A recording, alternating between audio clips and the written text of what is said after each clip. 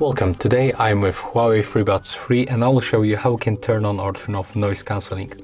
So we got two methods. The first one, we are going to use AI Love application. So we just open the case, tap on the application. When they are connected, tap on them. And here we can find the noise cancelling. We can turn it on or turn it off by simply tapping on the switcher. We can also find another method. We have to grab the left earbud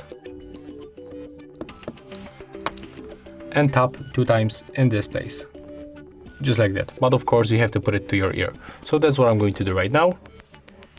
Okay, right now I can hear this notification that the earbud detects that it's in my ear. So I'm gonna tap, and as you can see, it's turned off. One more time, and it's turned on. So as you can see, that's how it looks. If you will find this video helpful, remember to leave a like, comment, and subscribe.